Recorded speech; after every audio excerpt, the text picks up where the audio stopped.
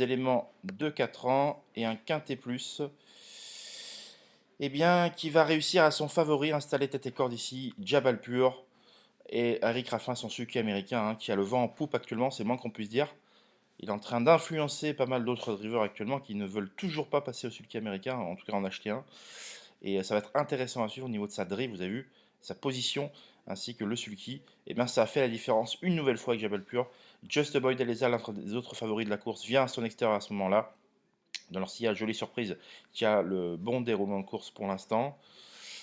Jet Express, qui n'a plus de dos à l'intersection des pistes, va devoir attaquer et se faire contrer. Malheureusement, bien que déférer les antérieurs pour la première fois, va rester là, causant à nouveau une vive déception. Donc manifestement pas le cheval qu'on a connu. Je pense que celui-là, il devrait malheureusement, je pense que je ne serais pas étonné que son entraîneur le laisse au repos et essaie de trouver le problème qu'il a actuellement. Enfin, ça, c'est un avis qui est tout à fait personnel.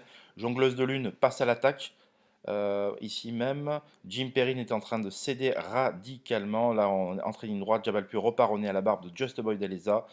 Tandis que Jongleuse de Lune sprint bien au milieu de la piste, mais sans compter sur l'effort final de Just de Loison qui effectue une rentrée attendue après 4 mois d'absence, déféré d'emblée.